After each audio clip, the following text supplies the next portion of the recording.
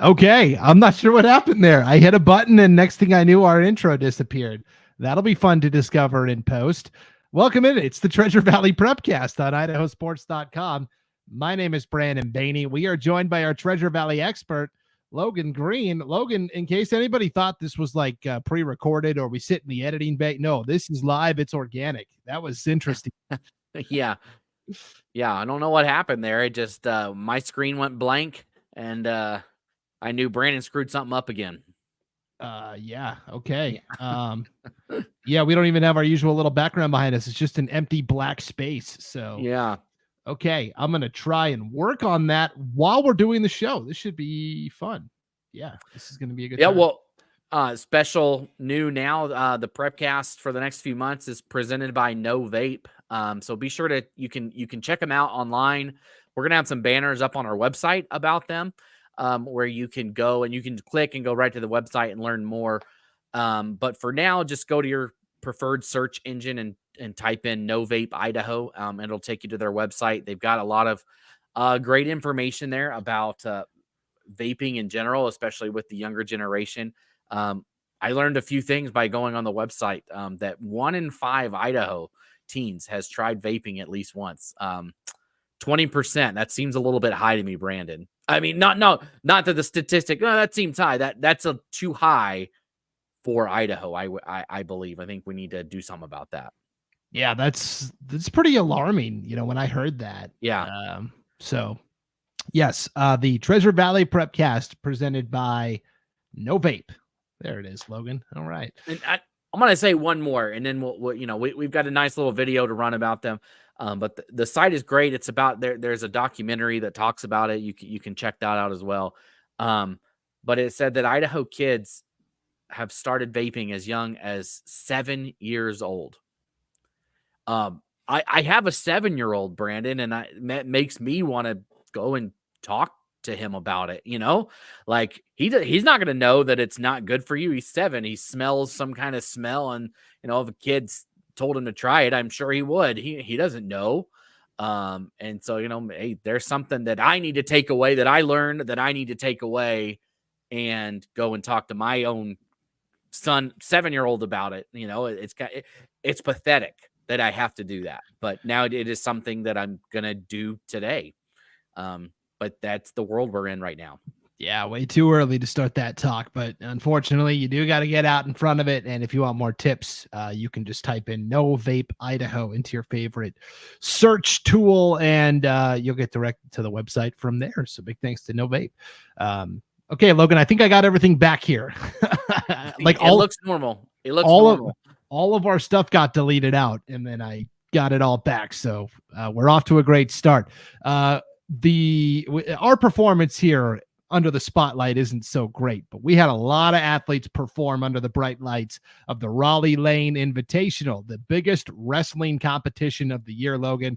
It was held last Friday and Saturday at the Idaho Center. Columbia High School is always the host school. Todd Cady, the athletic director at Columbia, honestly, the state tournament, if it was mirrored like Rollie Lane, I think it'd be pretty good. Todd Cady really knows how to run a sharp tournament, and 98 schools came to compete at this thing, Logan. Biggest event of the year by far.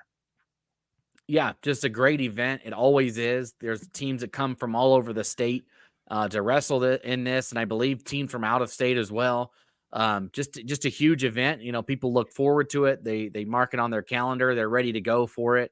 I know, like I've said before, my nephew wrestles for Idaho Falls, and that's something that they're always looking forward to is this Rollie Lane Invitational. And we had some great performances here from the Treasure Valley, as usual, right? But maybe a surprise contender this year.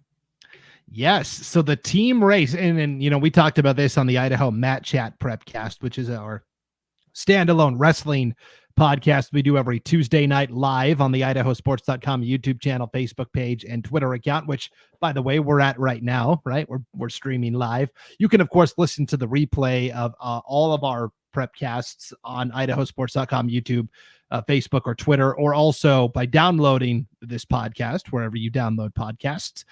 But we talked about it on the Matt Chat Prepcast, and we thought coming in like, oh yeah, team title favorites. We like Meridian. Meridian's got the numbers, and maybe Post Falls, they're missing one of their big guns, and Bishop Kelly maybe will be in the mix. And it turns out Minico and Fruitland, a 4A and a 3A battle to the very end, Logan. Minico wins by half a point. It came down to basically a pin versus a tech fall, essentially, in the final matchup for Minico. And the kid from Minico got the pin and gave him just enough to surge past Fruitland. But if you're a Fruitland Grizzly wrestling fan, you have to be really encouraged by this is their best finish ever at the Rollie Lane. Yeah, and I mean, this is a tournament, like you said, you're talking about Bishop Kelly, Meridian, Post Falls, these big 4 and 5A schools, and a 4A team won it, right, in Minico, but that you were half a point away from winning the whole thing, where you're just a 3A school, right, and where you defeated every 5A tournament, to every 5A team that showed up, 3A Fruitland beat them. Every 4A team, except for one, they took care of business. Every 3A team, you know what, if you're looking forward, right, and saying, if you say, how does this performance translate to what the rest of the season or even the state championship could look like? Man, if you're Fruitland, you got to be pretty excited about that, knowing that you took care of business there against some of the best in the state. And if your guys can just continue that going forward, you should be looking at a great end of your season here. Yeah, South Fremont has been the dominant program in 3A the past couple of years, and they didn't bring their full team to Rollie Lane. They only sent 2 individuals. Now, one of those kids won his weight class.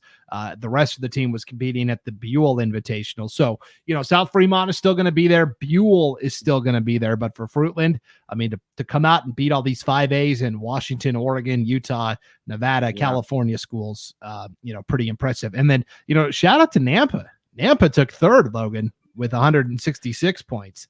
And so I thought Nampa gets lost in the shuffle sometimes with Meridian and Mountain View and some of these other 5A programs. Yeah, they get lost in the shuffle with, I feel like, a lot of things. They just lurk, and they're pretty good at a lot of sports. I mean, you think back football last year, all of a sudden their first year in 5A, and they go and they make the state tournament. But coming in third for Nampa, and just like we mentioned with before, they beat everybody that was there that was at their same classification. So going forward, you think, man, Nampa, maybe they got a shot in it down the stretch. Yep. So Nampa took third. Bishop Kelly took 6th. Caldwell took 9th. Meridian took 10th to round up the top 10 in the team scores at Rollie Lane. Logan, the individual champions, we had Ryan Herchert from Nampa win at 98 pounds. Jackson Freeman from Caldwell took the 113 title. Draven Johns from Caldwell won at 120. We had at 138, this epic battle. Carson Exford from Nampa took on Coulter Burton from Century. Now, Coulter Burton used to be at American Falls. He has since transferred to Century, but both of these guys are going D1, Logan. So you had a D1 versus D1 battle at 138 pounds. Exford has committed to Wisconsin. Coulter Burton has committed to Oklahoma State. So these two may see each other down the line at the NCAA championships as well. Yeah, and those aren't just baby schools, right? To check off your list that you got to play a college sport. Like, no, you went to a Big 10 and a Big 12, and the Big 10 is very good at wrestling. A lot of their Nebraska is always in the mix there. Wisconsin, the Midwest just seems to breed wrestlers, and so for both players to go into that area, it's a good showdown here for Idaho. One weight class up at 145. Matt Martino from Bishop Kelly won his 3rd Rollie Lane title, defeating a kid from Redmond, Oregon. So congratulations to Matt Martino. Caden McKenzie from Fruitland won at 152. Matthew Daniels from McCall Donnelly took the 160 title. Jonathan Siemens from Nampa wins at 170. Hudson Rogers of Meridian takes the 182 title. Quinn Hood from Fruitland wins at 195, and Big Shiloh Jones from Mountain View won the heavyweight battle at 285. So congrats to all of our individual champions. On the girls' side, Logan, the highest placing team from the Treasure Valley was Kuna, checking in at 11th overall. Thunder Ridge won the team title, but Kuna, the highest placing team. In terms of individual champions from the Treasure Valley, we had, I'm trying to see here. I know there was at least one, I thought. Guess not. Guess I was looking at an Oregon school. But for girls wrestling, it's still everybody's competing in the same open division. 5As are going to compete with 2As. Because of that open format, Eagle has kind of won the first couple of officially sanctioned girls wrestling championships, and I think they still have the strength and numbers approach to do well again. Yeah, I mean, why not? They seem to always be in the mix with everything all the time. And, just a great effort from all the wrestlers from the Treasure Valley across the board this past weekend. Yeah, it was a fun, exciting weekend. And now, we're getting ready for state. We're like 6-7 weeks out from state, which is just crazy to think about. I can't wrap my head around that for sure. Okay, let's switch gears, talk a little hoops, Logan. We'll start with boys basketball because we had, it was a wild night of hoops in that 4A SIC. I kind of want to start with Ridgeview. They battled Valley View to double overtime, Logan. Finally, in double OT, Ridgeview pulls off an 85-83 victory. But man, this one did not come easy. The Warhawks still undefeated in league play, along with Bishop Kelly at the top. Yeah, and this is something I said, Brandon, a couple weeks ago back when the Capital Classic was going on. Ridgeview, put me down for it. They're going to punch their first trip to the state tournament this year. They're going dancing. They'll be at the 4A boys state basketball tournament. I think this team is ready to break through. They have so many great pieces. They have size. And I saw Bishop Kelly play in that same tournament as well. And I think that is what is going to get it done for Ridgeview. They've had a couple of close games. They lost to Middleton by 1 point. A 5A team just, almost was able to knock them off. And then Valley View it doesn't matter what Valley View's record is. They will cause problems. I think it was 2020. They had come off like a 40-point loss, or they had that's what they played in this tournament that I did with Wayne. Middleton had a basketball tournament that nobody was at except for us, which was, good old 2020. But Preston came to play Valley View after they had gone through this tournament and had, lost by 20, 30 points. And they beat Preston, who was number one. Valley View will get it done. It doesn't matter what is going on. They are going to be a problem. So I wouldn't look at this and say, hey, you know what? They only beat Valley View by 2. I mean, Valley View is just always a tough out. But Ridgeview, they're going to get it done this year. And I like that Ridgeview team, undefeated in conference right now. And you got to be able to win close games. You don't want to roll through your schedule and just blow everybody out, because when you get to state tournament, you're going to face potentially a Preston, right, who just beat Pocatello, and you're going to face a Hillcrest, right, with Isaac Davis. Those, you're not going to blow those teams out. You're going to have to squeak it out, more than likely. It's going to be tough. And so, playing these games in your regular season, that just helps you get prepared for the state tournament. Yeah, I want to talk about what we could see at state here in just a second, especially with big men. But Logan, this game was a wild swing at halftime, pretty close. Valley View held a 39-37 lead. Then in the third quarter, Valley View outscores Ridgeview 17-9 to go up 10 heading into the fourth quarter. So Valley View was up 56-46 going into the fourth. Ridgeview outscores Valley View in the fourth 19-9 to send the game to overtime. In the 5-minute OT period, they knotted up 10-10. And then finally, Ridgeview, got the bucket they needed, or a couple free throws there in the double OT. Ridgeview had 5 different players in double figures, Logan. Dawson Phillips with 26, Javante Bowles with 15, Tucker Tiddens with 14. Is it Kaimana Nielsen? I'm asking because you did one of their games. I did, and I can't remember off the top of my head because it wasn't what I was expecting. Okay. Kaimana Nielsen, Gosh, 12 I can't points. remember. My bad. I got to get better with the names. And then Keegan Randall had 10 points as well. In particular, Logan, Dawson Phillips with 26 points. He made 9 field goals. 7 of them were from the 3-point line. He made 7 threes last night. He can shoot, and I think a lot of people gravitate to the big man Bowles and say, he is what makes Ridgeview go, but Phillips is really good. And Tucker Tiddens, that man is a beast down low. He can do it on the glass. He's the cleanup man down low.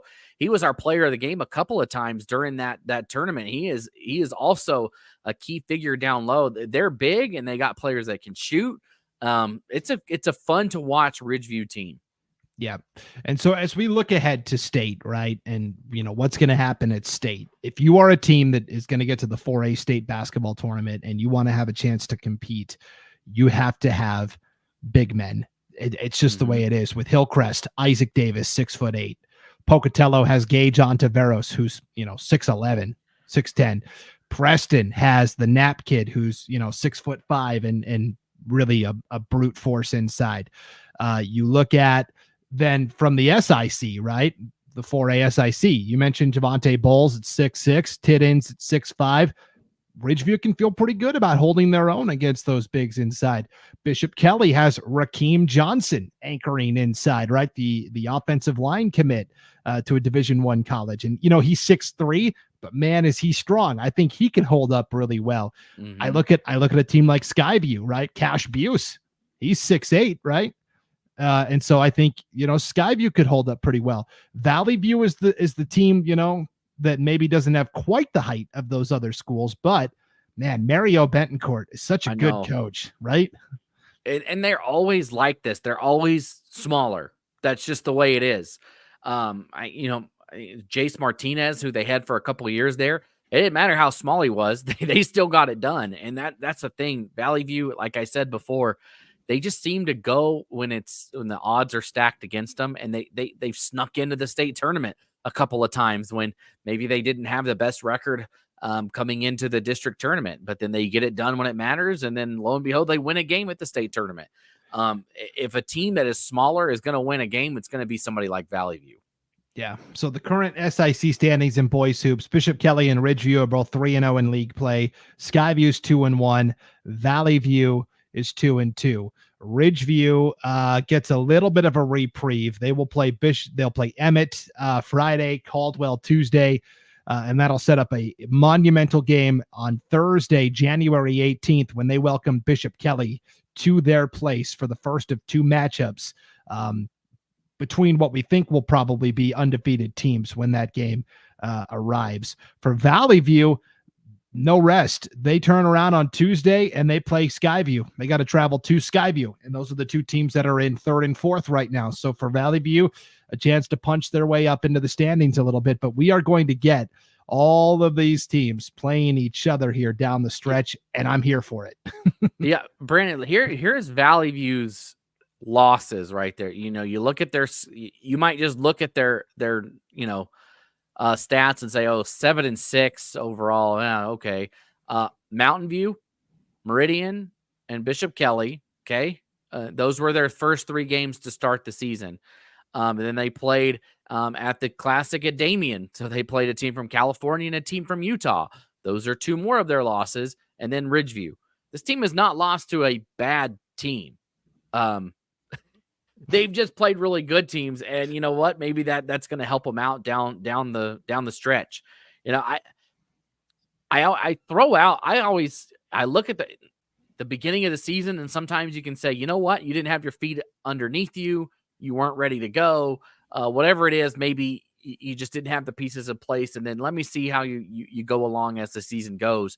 And they really seem to put things together as they've gone along, rebounding after those 3 losses to those big time schools. And they're going to be a team to watch down the stretch. Yeah, it's going to be really fun to watch this race. It's not going to be as fun as the 2A Western Idaho Conference, but it'll be pretty close. So, Logan, we've talked about this 2A WIC. Coal Valley Christian 4-0. Ambrose and Nampa Christian each 3-1. New Plymouth and Melba each 2-2. And then even, beyond that, Marcine and Compass Charter are each 1-3. And we're starting to see the separation of the league a little bit here, but man, last week we talked about all 5 of the top 5 teams: Cole Valley, Ambrose, Nampa Christian, New Plymouth, Melba. That was the top 5 in the coaches poll for 2A basketball. Melba dropped out this week in favor of North Fremont, but still the top 4 spots occupied by teams in this 2A WIC. Spoiler alert, I think IdahoSports.com is going to be broadcasting a lot of these 2A WIC games coming up. Yeah, be sure to tune into the broadcast schedule, because this is a league where anybody can beat anybody on any given night, right? You've got 5, and this is rare, right? To see a conference, you look at some conferences might have 8 teams. There's 2 or 3 that are going to finish at the bottom, 2 or 3 that are going to finish at the top, and then the middle ones are going to peck among themselves as well. There are almost 3 different conferences of 2 to 3 teams.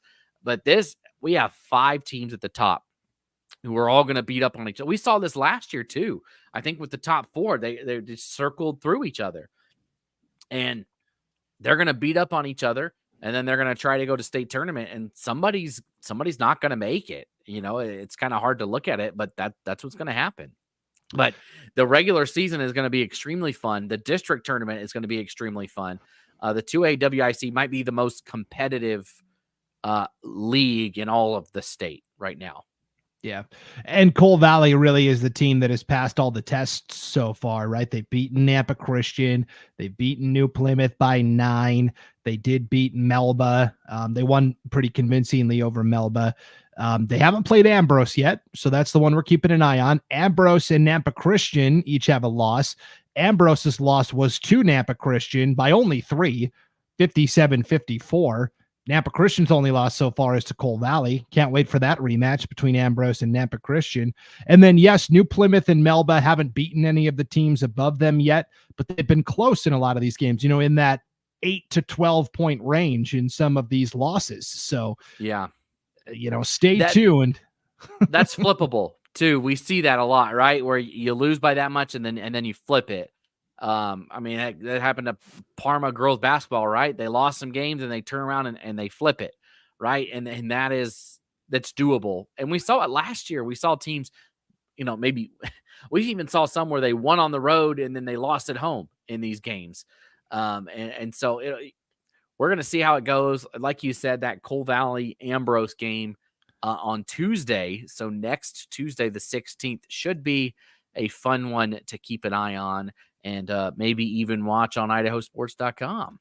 Yeah, stay tuned to the game streams tab for all of the scheduled games that we have going on there. All right, last one for boys basketball, 1A D2 Long Pin Conference, Cascade and Garden Valley. It's funny how this all happened. Last week, Logan, of course, you were gone. Paul Kingsbury was filling in, and I kind of put him on the spot. I said, hey, Garden Valley is at Cascade on Monday.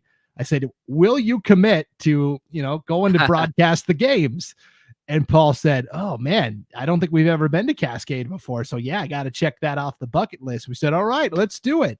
Well, then bad weather came in on Monday. They flipped the games to Garden Valley, and Paul understandably wanted to stay home and not travel in the inclement weather. So they flipped the game to Garden Valley instead of Cascade. Now they'll play in Cascade at the end of the season. But what a game this was. Going into the fourth quarter, I was trying to add up the totals here really quick. Cascade had a lead of 51-36 over Garden Valley. And then the Wolverines outscore Cascade 23-10 in the fourth quarter. They needed to outscore them 25-10. Garden Valley falls 2 points shy at home, 61-59. What a great battle this was on a Monday. And that, we've been to Garden Valley, I think, every year for the past 3 years. And last year we went up for the doubleheader of the boys and girls with Cascade. And this was almost the same exact story that happened last year, but flipped. Garden Valley was up by, I think, 30, almost 30 points in the third quarter. And Cascade just came roaring back. Cascade got it down to, I think, 7 or 8 points and ended up falling.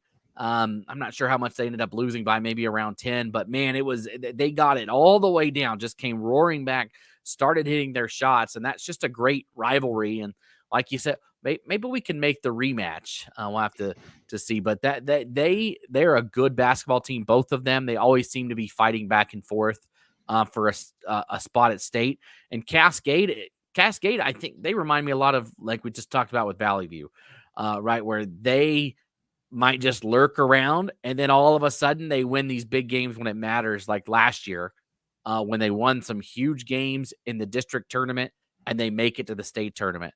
A couple years ago, I was doing the 1AD2 tournament. They beat North Gym in the first round, a game that North Gym honestly just kind of threw away. Then I can't remember who they beat in the second round, if it was Cary or I don't remember, but they make it to the state championship. I don't think anybody had that on their bingo card that Cascade was going to go to the state championship. They lost to Lakeside, but it was a good Cascade team that got hot at the right time, and they're a team that can do that. And right now they seem to be in the driver's seat after that win against Garden Valley. Two great coaches, right? Josh Hurley at Cascade has done a phenomenal job. Heather Kelly at Garden Valley, likewise, fantastic job. This Cascade team is just full of athletes, right? It's all these guys that we've recognized from the football gridiron. Maybe they aren't on the radar of the casual Treasure Valley sports fan, but here are some names you want to pay attention to. Tyler Thurston, right? He can handle the ball. He can shoot it. Cole Olson, big, tall forward.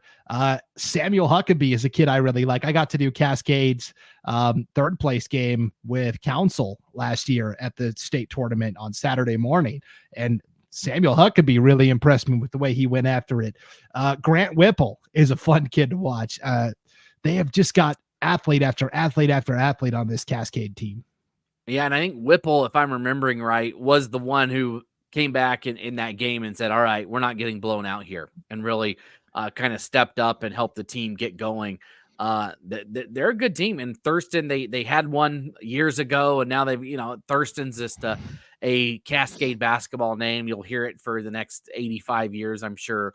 But they've got the pieces to maybe make some noise this year.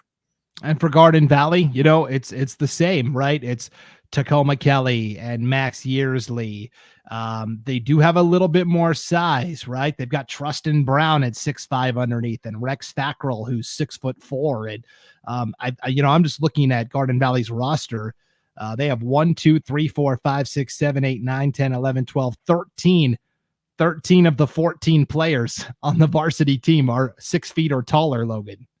Yeah, they've got the size, and it's really funny. You look at the 1AD2 basketball scene, and gosh, look at the top. Who do you have there? It's the teams that nobody wanted to see in football, and now all of a sudden you have to see them in basketball in Cascade or in Camas County and Kendrick. And you know what? When you've got size like Garden Valley does, you can make things happen. But then when you've got shooters like Cascade does, you can also make things happen. So I think that 1AD2 tournament could be one of the most fun and run and gun type tournaments that you might see this year. Yes. And Council is lurking. Council has kind of been the team to beat the last couple of years. First year coach and JC Tucker trying to get these guys lined up. They did just beat Horseshoe Bend on Monday, 56-49. They have taken their lumps, right? They lost to Cascade by 30 earlier this year. They lost to Garden Valley earlier this year also by 10. But they are a team that hasn't had the full deck of cards yet until this point. So they're a team I'm always going to keep an eye on as well. But for now, Cascade, Garden Valley, definitely 1A, 1B in this race, and can't wait for the rematch at the end of the month. All right, we've got some fantastic girls basketball action starting to heat up as well as we sprint to the finish line. 6 weeks until state. We'll break down all of the girls hoops action right after this word from No Vape. It's not like I'm doing drugs. Nicotine can negatively impact the developing brain and make it more susceptible to other addictive substances. Students that vape are 3 times more likely to start smoking weed. And kids who share vapes can unknowingly inhale other drugs like THC, meth, or fentanyl, causing permanent lung damage, overdose, and even death. Be smart, don't start.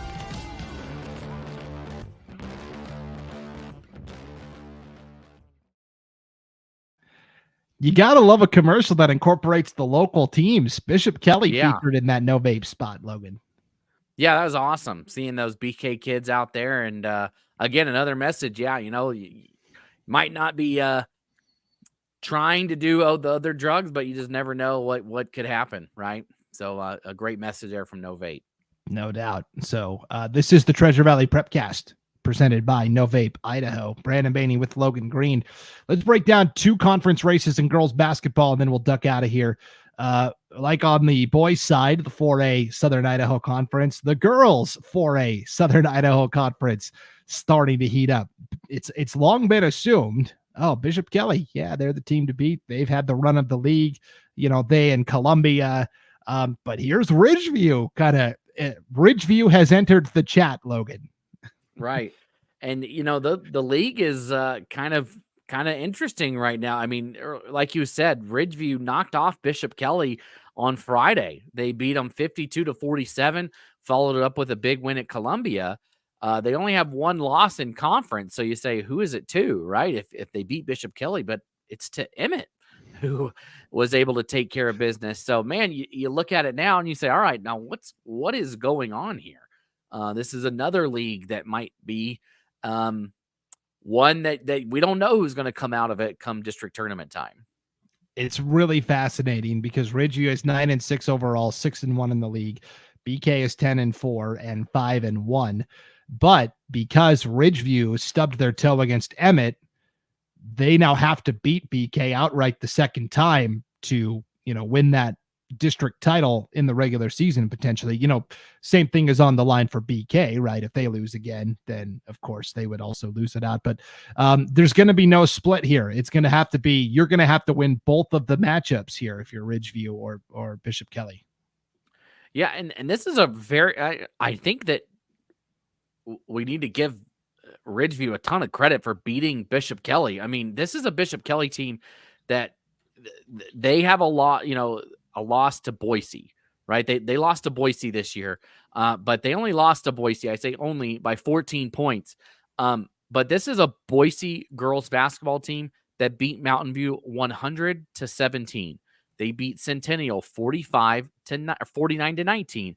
They beat Eagle by 40 points. They beat Cuna by 30 points. They beat Meridian by 50 points. They beat Bora by 50 points. They beat Capital by 4. You get the idea here, right?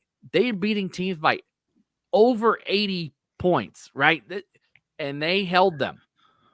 That they held their own in that game.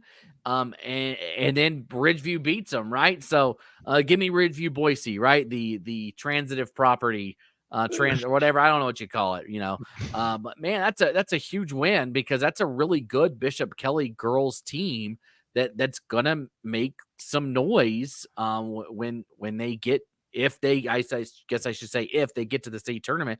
I mean, they beat Jerome, right? Who's turned out to be a really good girls team this year. They beat Timberline, who was always in the mix as well.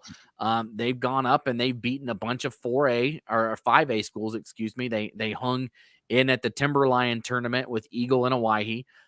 This is a good BK team, and now all of a sudden you got Ridgeview thrown in the mix as well.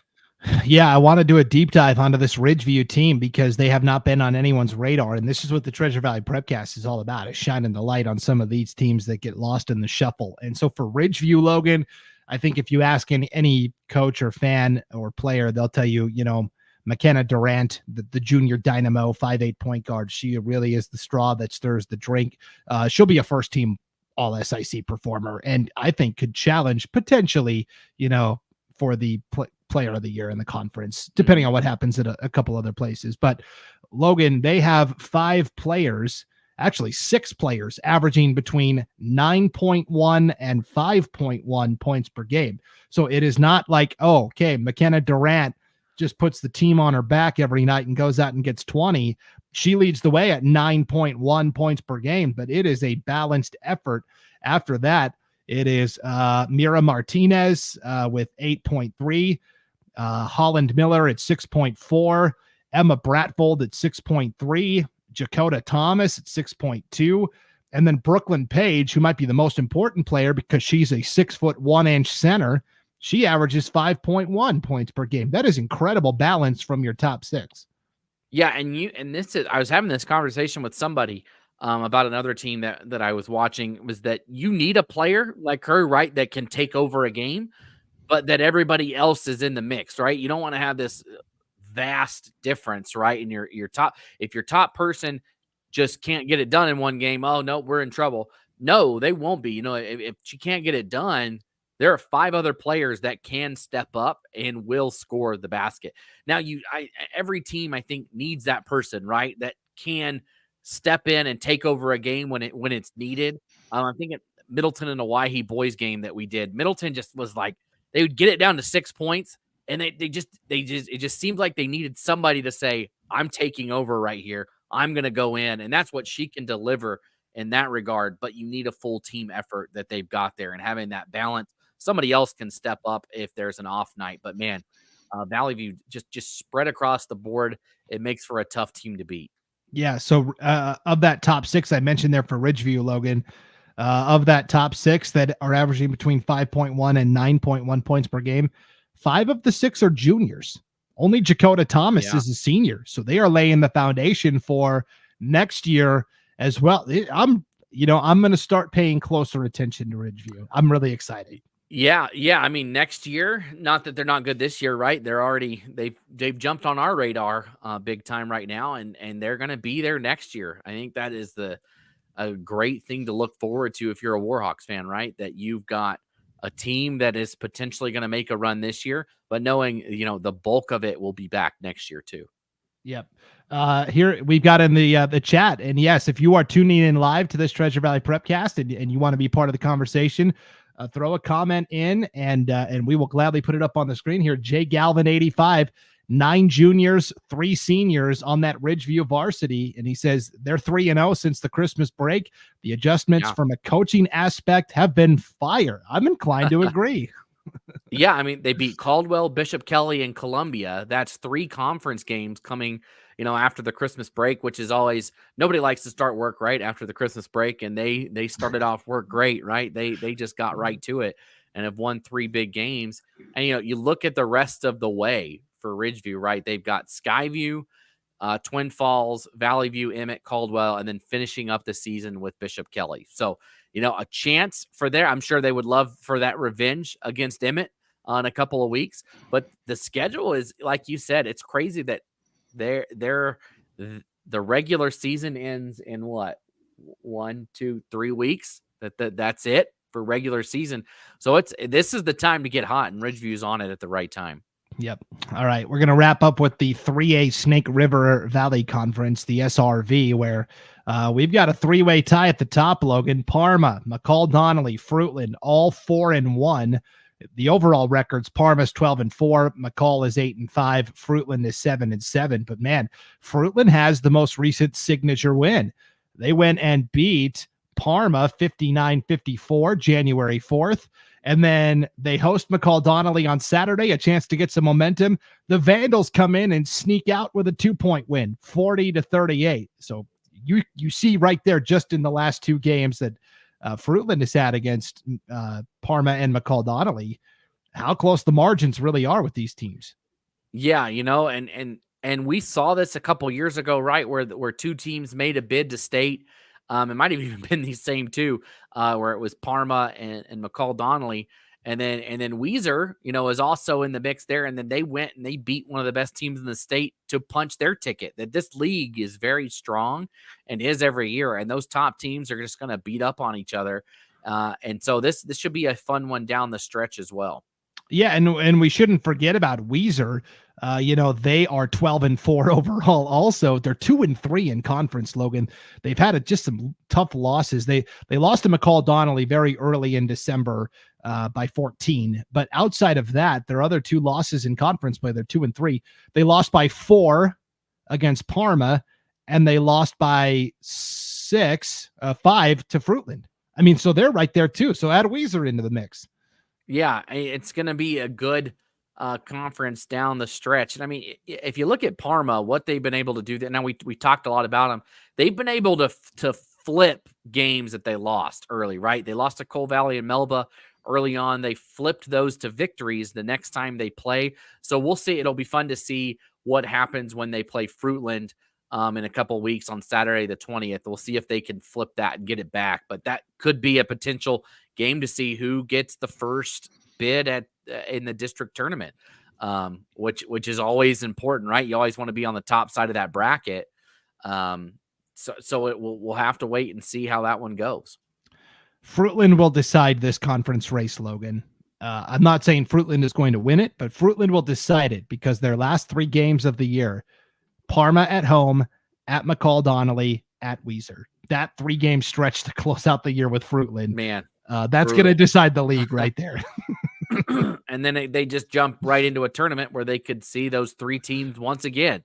Man, talk about being prepared for the tournament, because we know Snake River over in Eastern Idaho at 3A girls has kind of just been a monster so far. So, hey, that's what you need right before you get ready for the district or state tournament, is to go up against some of the best in your own district. Yeah, looking at the bracket for 3A girls basketball this year, Logan, and the play-in games and all of that type of stuff. The 3rd place team from District 3 is going to play the 2nd place team from District 4. They're going to win that. District 3 is going to get 3 teams to state. I feel pretty confident in saying that. Yeah, and it's hard to look at it and say one of those 4, Parma, McCall, Fruitland, Weiser, is going to be left at home. No disrespect, Homedale and Payette, but right now those have been the 4 in control, and one of those 4 is going to get left home. Yeah, it's going to be really fascinating to watch here down the stretch for sure. All right, well, Logan, you're back after your mini vacay, back in the saddle. Thank you as always for coming on for the Treasure Valley Prepcast. Yeah, I went over back where I'm from, and this is my joke. I went saw my favorite NHL team. I saw my favorite NFL team, and my NHL team, the Carolina Hurricanes. Man, they scored more than my NFL team. They had 1 goal. Yeah. And we did get, like I've said, I like the Panthers. They got shut out by the Buccaneers. They did score twice and both got called back. So we got to get excited twice. Well, one of them was a fumble. They fumbled it into the end zone. It was recovered. One was a pre-snap penalty so we got excited twice, which was kind of fun. That sounds pretty bad, but yeah, fun, quick. I mean, it was super fast just to go to those, come back, but excited to get down to crunch time here with some Idaho high school basketball coming down the stretch. Yep, it's going to be a lot of fun for sure. As always, you can go to IdahoSports.com for the latest scores and standings and schedules. You won't find a more accurate listing of what's happened anywhere else other than IdahoSports.com. And then also, keep checking that game streams tab as we ramp up our regular season basketball broadcasts. Yeah, we'll be at Middleton tonight, Middleton Timberline boys, which should be fun. And then we've got at least 1 game every week. We're just working on getting all of them finalized and permission, but we've got a wide variety of games. It's not just 5A. We'll be at some 3A games, 2A, boys and girls, everybody covered pretty evenly. Yep, for sure. So that's all at IdahoSports.com. Logan Green and Zach White. I can confirm, Logan. Zach texted me back and said, yep, he'll be there tonight. So all right. We'll have it for you. All right, IdahoSports.com. Thanks for tuning into the Treasure Valley Prepcast. Everybody enjoy the competition this weekend. Travel safe. Weather out there is going to be gnarly. For Logan Green, I'm Brandon Baney. We'll see you next time on IdahoSports.com.